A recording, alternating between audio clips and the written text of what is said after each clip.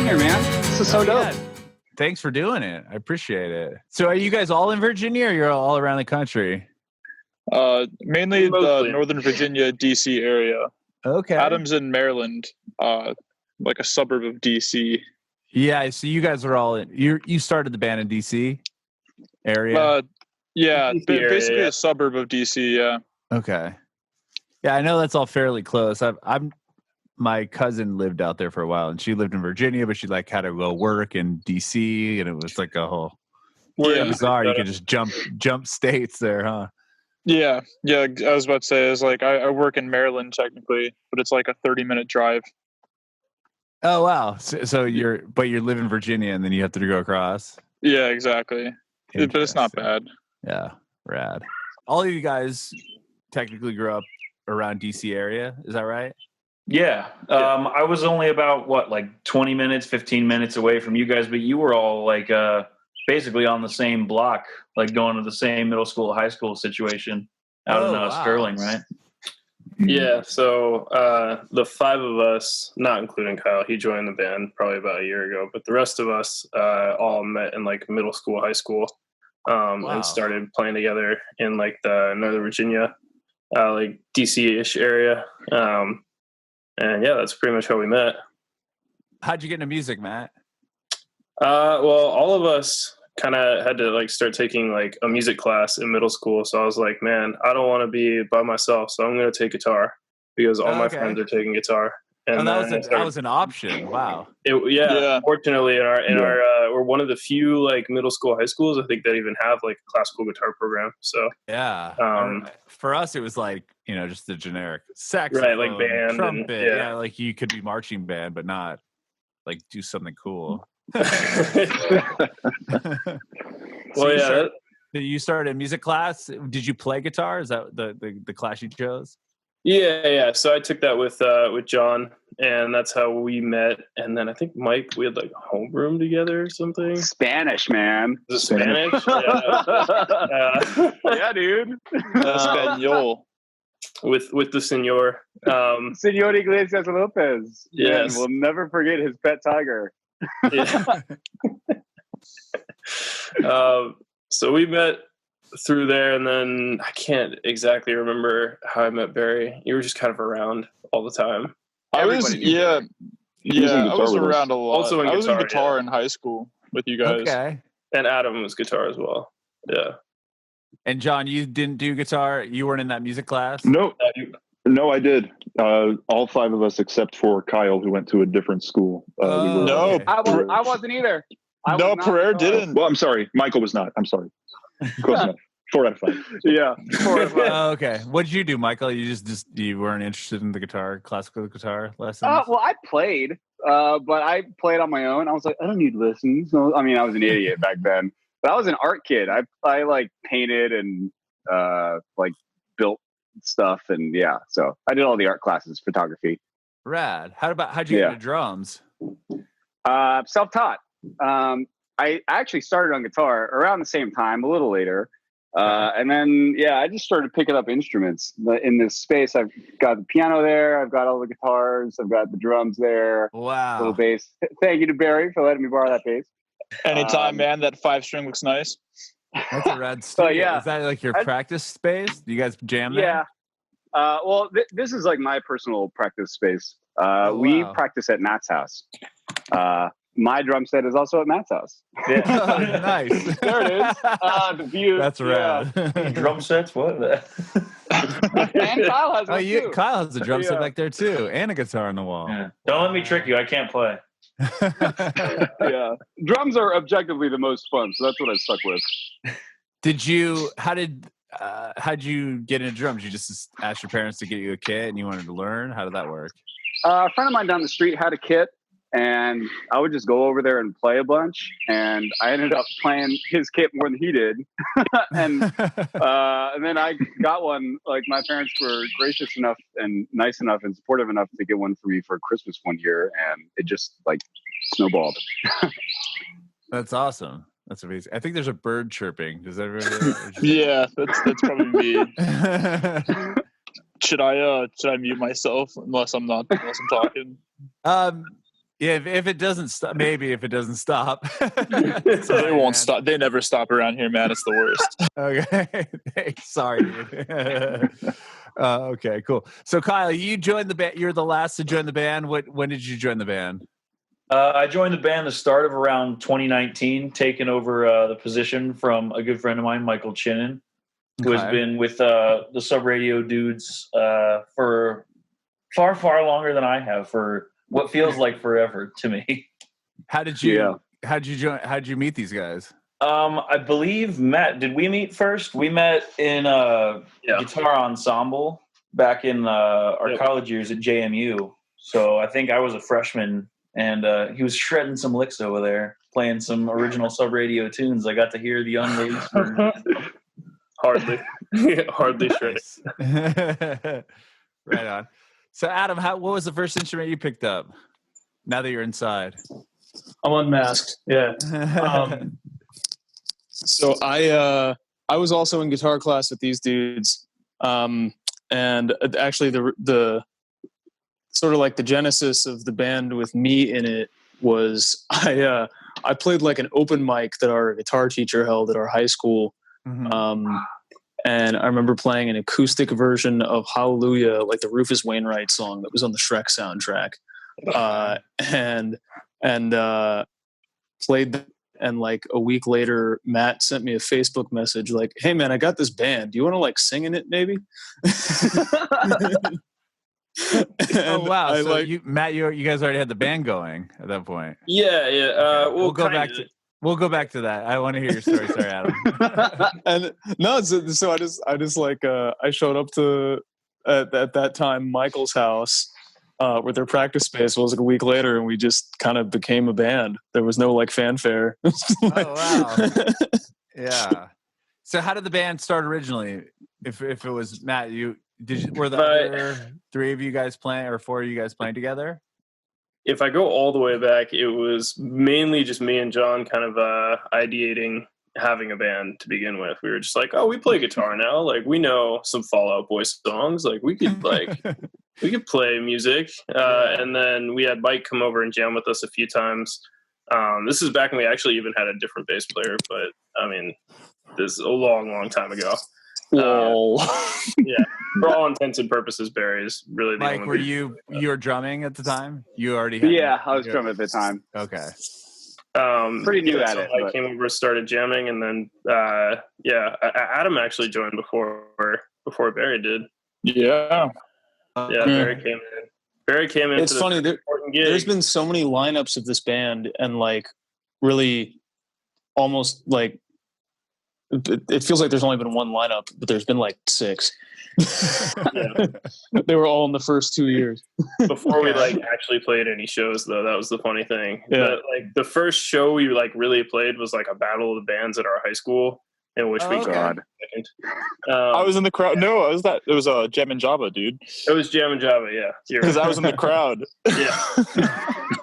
we did play a few shows with a different bass player, but he left shortly after that. And then I would say like the first like show we played when like anyone paid any attention to us at all, which is appropriate for how bad we were back then.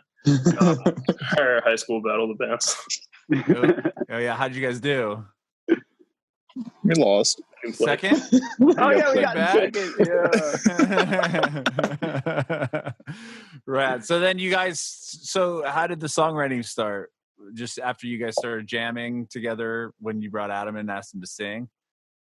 Pretty much, yeah. It was a lot of just like me and the rest of the guys just like playing stuff in the basement, instrumentals that just didn't have any vocals, and we were like, "This is cool, but it would be cooler if someone was singing over it." Yeah.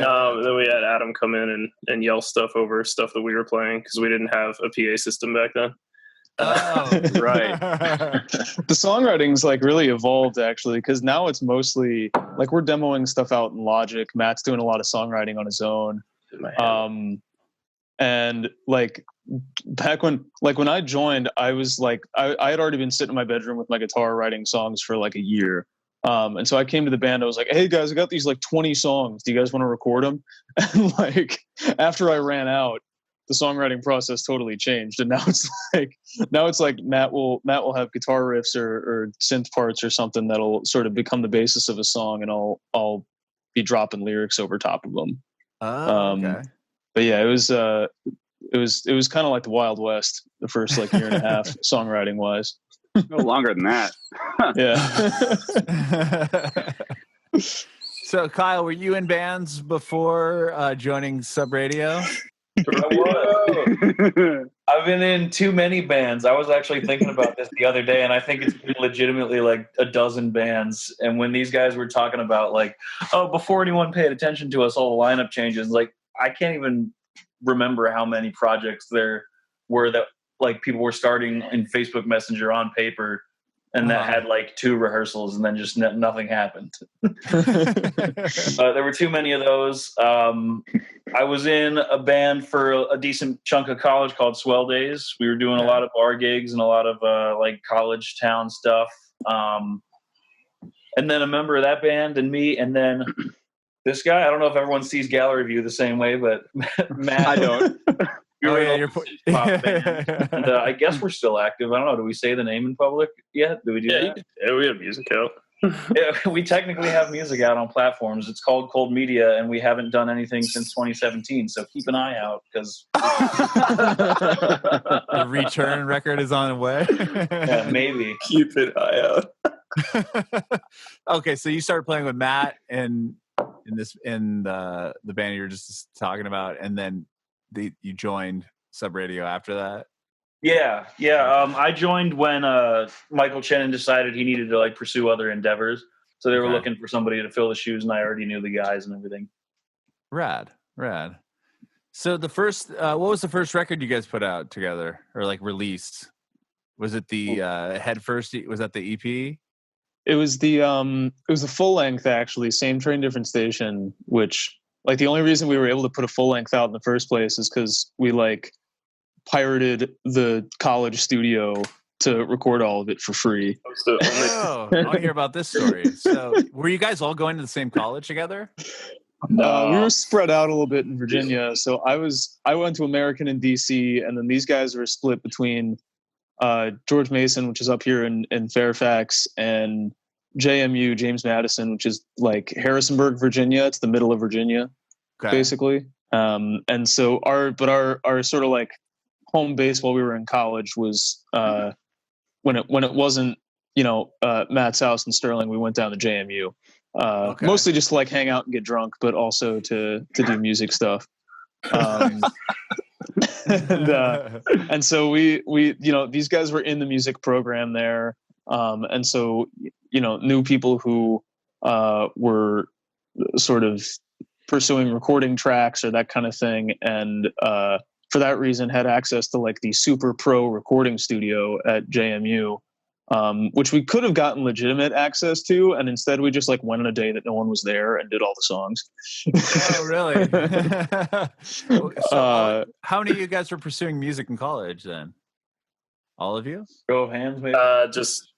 Just me and Kyle, I think. Okay. Yeah. And what were you studying as far as music goes? I was studying like music industry as a whole. Oh, wow. And I was just kind of like artist management, like show production, like promotion of recorded music, classes like that. Kyle was much more on like the recording side of things. Mm-hmm. Did a lot of like sound reinforcement, physics of light and sound kind of stuff. Rad. Do you help produce the records now? I would say at least somewhere along in the process. If I'm not doing the final product, we're at least doing demos. Okay. But yeah, we do a lot of like home recording and things like that. Mm-hmm. Yeah, everything we've put out since Kyle joined has been demoed in the room that he's sitting in. Oh, wow. Oh, yeah, you have like a board behind you too. I didn't even see that. That's not important. Don't pay attention. Like picked up off the dumpster truck, like on its way to the dump. Like, really? That's hey, man, it makes train on there. Literally going into the trash. I was like, wait, that's cool. That's awesome. So tell me about you. So you guys just went in after hours and recorded your first record in the college? Yeah, pretty much. We like locked down a couple of days that it was like near finals week. We knew no one would be there, and brought our friend John, who's done a few records with us, to track everything, and just like banged it out. We'd had all these songs forever, a lot of them. And so like the parts were there and the arrangements were there, and it was kind of just a matter of like recording them nicely. Mhm. So it was fun, and we keep talking about, oh man, we want to do like a full length album again. And now that we actually know how to do it in a way that like sounds good, it's probably more feasible. But for so long, like the cost of recording just seemed so astronomical to us because we needed to pay someone. Yeah. But now we're all sort of figuring it out ourselves. But so yeah, since then we've been doing the EP route. But So then the next release was that Head First, or was there something between there? So between the full length and the last couple of EPs that we put out, we tried this experiment where we spent the summer of 2017 trying to put out a single every month. Okay. Wow, and that's a good idea. It would have. So it sounds like a good idea. It would have worked a lot better if we had like recorded the songs ahead of time and then put them out 1 month at a time. Instead, we were literally like recording them in the month that they were supposed to come out and then just like dropping them. Wow. And so very quickly it became like way too much of a project. So we did 6 of those, and then we were like, God, we need to take a breath. So we put it on pause and we recorded some stuff that we were really psyched about, and that became Head First in 2018. Okay, nice. And what shows were you guys playing? Were you like in school? Did you guys all finish college, or did you stop to pursue sub radio? What was the process there? So, well, we waited until everyone finished college and then was actually out of college for a little while, and had some full-time jobs. We saved some money up, and last year we went full-time, or at least as full-time as we could. So no one has like a traditional like 9-to-5 job anymore. Oh, that's good. Yeah, that's awesome. So what was have you guys toured? Have you done tours and stuff? Yeah. So we did our first national tour last year in the summer. Tell me about that. And that was really fun. It was in support of our Dog Years EP, which we did with a guy named Dylan Bald, who is super talented. Love him. And that was in support of, I'm sorry, what EP? Dog Years? Dog Years. Okay. And who worked with you on that? This guy named Dylan Bald. He's the bass player in a band called Floor. Oh, I know the band Floor. How'd you meet him? Through some friends. He produced a band that we played a show with a while ago, who we've stayed in contact with. Their name is Small Pools. Okay. So Yeah, I know that band. Songs, I know the band. $1 million, and we really liked the way that song sounded. So we were like, hey, who produced that song? And they were like, this guy, Dylan. And I was like, cool, I'm going to send him a message. And he responded, worked out. We went to LA. It was the greatest time ever. We had some hilarious videos of us shouting at a Twilight sign. And now we're back home. Twilight the movie? Or the book or whatever? Breaking Dawn. Breaking Dawn specifically, part 2. Okay. So tell me about that tour, the Dog Years tour. Who'd you guys tour with? Like, how did that get set up? That was a while. So it was an insanely long tour. It was almost 7 weeks, and there were like 5-6 dates a week. So it was truly massive.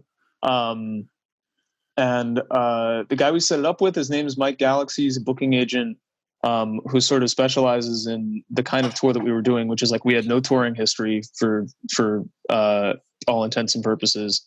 Like not huge audiences in a lot of the places we were headed. And so the way that the tour ended up getting set up is it was sort of a mix of, we had some headlining dates where we knew we could perform, combined with a lot of dates that were sort of like we'd be third of 4 on a bill with some local bands. Or, we maybe, one Thursday night out of the week, we would take a bar gig for some money, and sort of piece all those together to get us all the way across the country. And it was a blast, man. It was awesome. I mean, none of us had been on the road before, and so there was a steep learning curve. Like the first week was kind of miserable for everyone. Of like learning about that. learning how to sleep in like awful hotel rooms, and like not see anyone that you care about, and like all the bad things about tour. And I feel like once we pushed past that like block, it was a blast. It was like the best 6 weeks that I can remember. You got to do the whole country? The whole damn country. Yeah. I mean, the routing was literally just a circle around the country. Wow. So yeah, I got to go to, 20 plus cities that I've never been to, and super cool.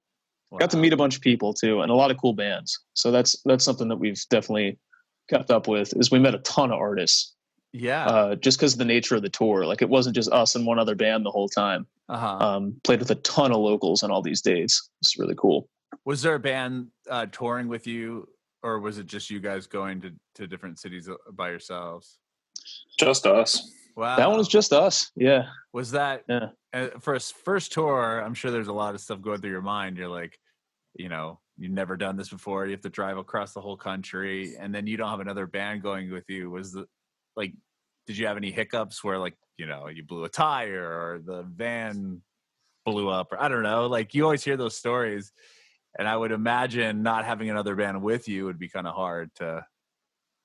I hadn't really thought about that aspect of it before. I guess like since there's 6 of us, it kind of feels like we're 2 bands already. Yeah. But like to your question, like we didn't really have any problems the whole time, which was kind of wild. Yeah. Yeah, we were super lucky. We really lucked out the vehicle department for sure. Did you guys just rent a van, or did you guys pull your money together? Like, how did that work? Yeah, we pulled money together and we bought one. So we got a 12-seater and we got a trailer. And Nice. the van's name is Rufus. So we all pile in Rufus and go from city to city. A lot of bands have a name for their van. I was going to ask you about yours. So Rufus. It's got a vanity plate and everything. Yeah. But we got amazingly lucky. We did a ton of planning, massive amount of planning before the tour. So we made sure to have backups on backups on backups on backups if anything did go wrong. That's good. And we didn't really have to use hardly any of them. So yeah. It was amazingly smooth. Yeah, that's great. We put 12,000 miles in the van and didn't get a flat. Yeah. Wow. We did have one issue driving from Vegas to LA. Really super bumpy, gravelly road knocked something underneath the vehicle and it got loose. But we got to LA and we had a couple of days off, and we just went to a mechanic shop and they fixed it in like 2 hours. And so that was it. Yeah, that's great. Yeah, that's really good. Yeah. So you guys have a new EP coming out? I know you just released some new music. So we've got a new 5-song thing coming out, and we're sort of like all release dates are negotiable now because of the way that the world is. But we're thinking it's going to come out this summer. Okay. Probably closer to like July, August time range will the full thing come out. But we've already dropped a couple songs. The last one came out just last 3 days ago on Friday. Was that cool? Yeah. Okay. And then Disco is the first single. So we've got a few more songs to share. The whole thing is called Thoughts, Lights, Colors, Sounds. Name of the project. Okay. But we're super excited about it. Cool stuff. Who worked with you guys on this album? This one was really exciting because we got to work with a guy named Andrew Mari, and specifically he let us come into his house for some reason, and in his house as well, which is really cool. We've never had an experience like that. Usually we record in like pieces, or we record in different areas and then come together and finish it there. But in this scenario, we just kind of came in and laid 3 of the tracks down from scratch entirely. At his house? Yeah, like in his house, like he was sleeping in the studio kind of thing. Yeah. Oh yeah. Wow. Okay, Kyle. It's actually a pretty wild story about this house. Andrew used to be a touring player in Rah Rah Riot. He was their front of house guy for a long time. Oh wow. Okay. Yeah, and so he's got insane like production credits. He's worked with like Post Malone and Lizzo and all these other like A-listers. Yeah. Yeah. So he's certainly he's got the chops. Yeah. And so but he was in Rah Rah Riot for a long time, and he knew those guys from college. And this was Wes Miles, lead singer of Rah Rah Riot. It was his parents' house that Andrew bought, where they used to like write and rehearse, and like converted their carriage house in the backyard into a studio. And so he had bought it like a month before we started talking to him, and he was like, "Oh yeah, I'm building a studio. You guys want to do it there?" Wow. Hell yeah. Yeah.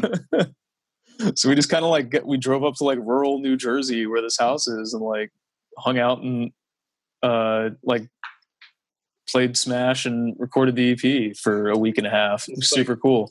That's awesome. Town too, where he's like resided there. There's like this little town down, like we would go there every day.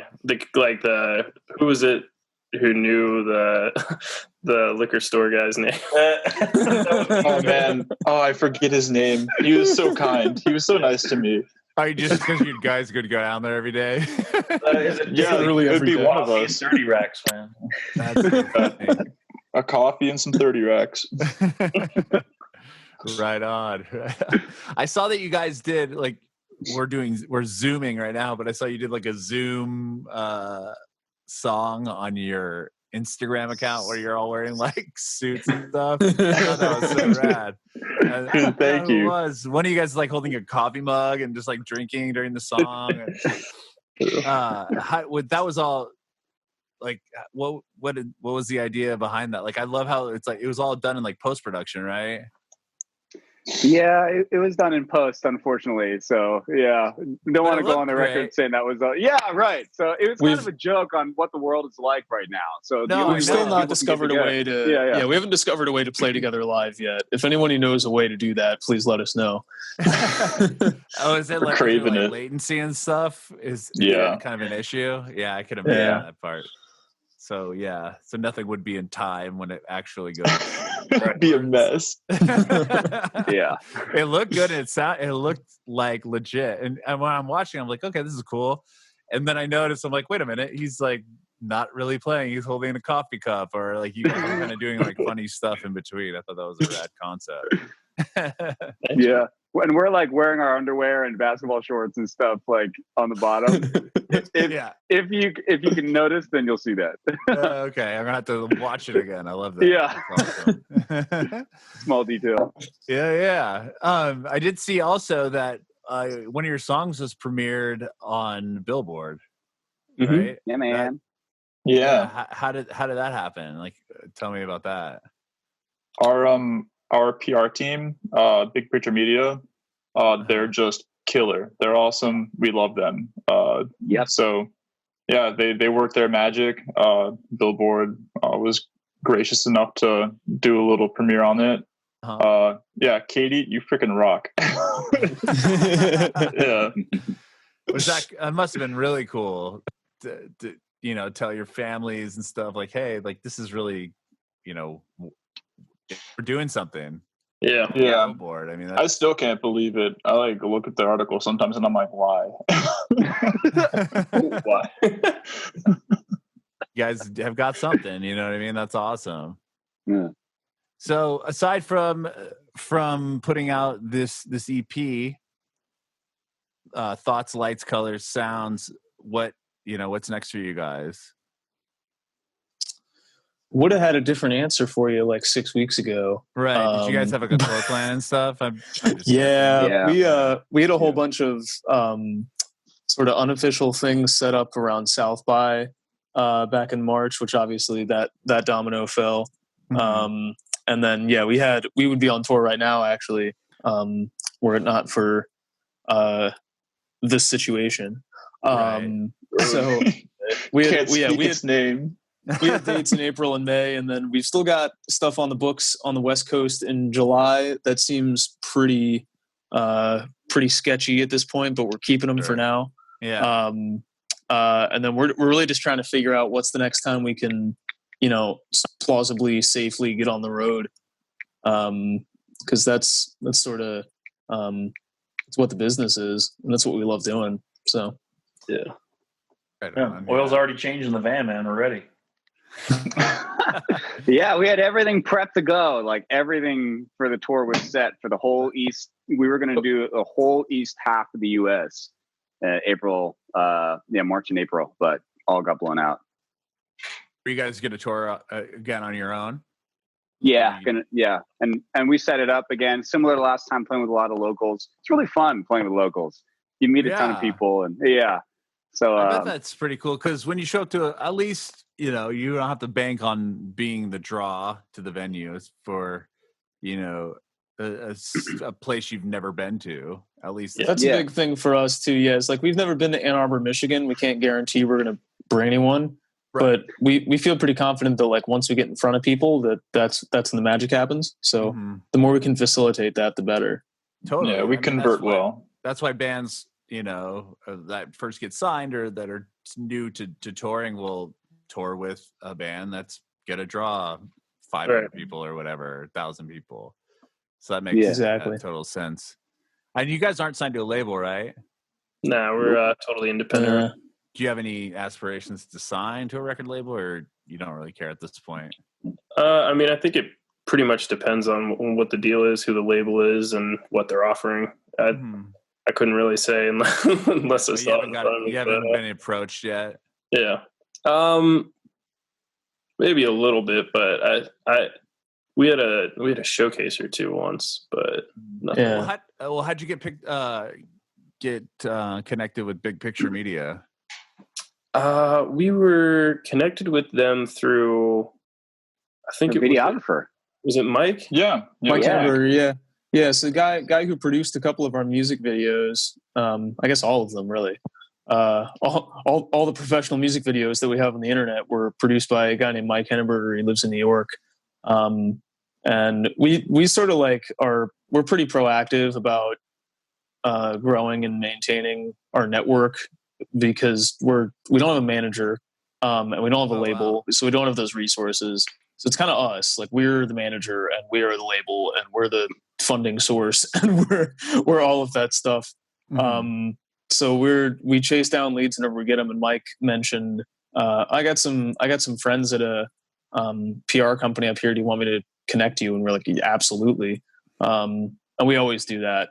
And this one just happened to work out really well. That's amazing. That's great. And I was going to say, it's funny. You're talking about you guys were contacting bands for the tour, or you guys were contacting local bands and stuff. Is that what you said when you did your tour? To get to open up for people? Yeah, literally just like getting on Twitter and searching like Denver indie pop bands, like sending DMs.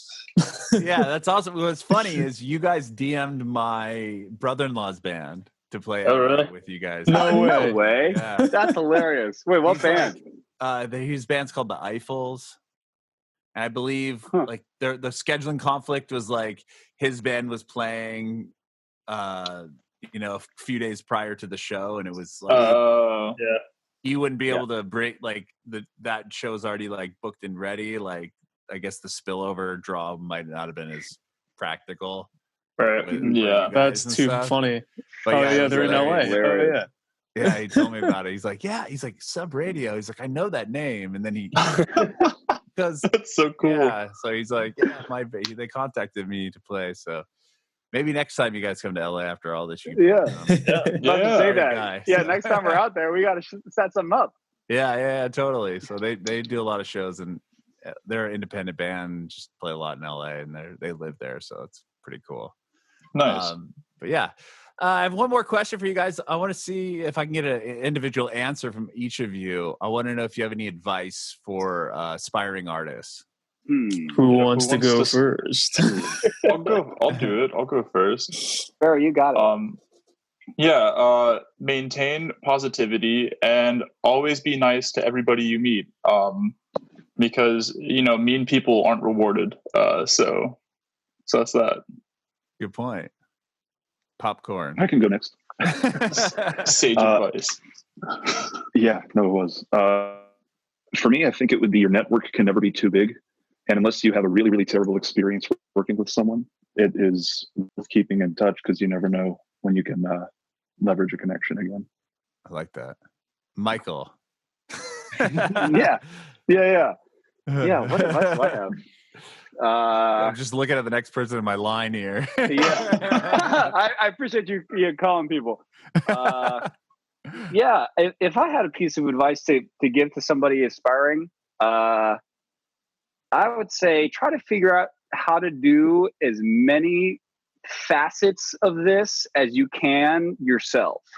Because there is the songwriting, there's the production, there's the performance, there's the network, there's the advertising, there's video production, there is a graphic production, and there's like all sorts of, this is a very, very interdisciplinary multimedia endeavor, running a band and performing as a band. So figure out how to do as many of those things yourself as you possibly can. But then you have to outsource less. I like that. Too. All right. Go ahead. I'll volunteer. All right. I would say, and this is something that I think I and we are always still working on, is say yes to as many things as possible. As many things that feel right and you don't feel like you're being taken advantage of, but whenever possible, just say yes and do things. Because there almost never will that backfire on you. At the very least, you get some experience and maybe not to do something in the future. But there's always something extra that you could and should be doing to meet people or to get your name out or to just grow as an artist. So just do more things. Kyle. All right. I would say be prepared for failure. Like setbacks are going to happen, and it's not going to go the way that you think it is every time or almost ever. But if you can just have a backup plan or even be ready to start over again, you're going to be able to keep moving no matter what happens. Matt. Everyone said some really good stuff. I would say one thing that helped us a lot was that we started early. Is that we've been doing this since we were 16, reaching out to venues, clubs, starting to understand how those relationships work. And I think it's really important that there's always another day that you can put something off. You can always procrastinate, but the faster you get out there and make those mistakes, the earlier you can learn from them. And really cement yourself as someone who understands the industry faster. And always be learning. There are classes and stuff, and make good use of them. And also there's a book. Donald Passman has a really great book. I think it's called 7 Things You Should Know About the Industry or 10 Things You Should Know About the Music Industry. Check it out. It's a really good book.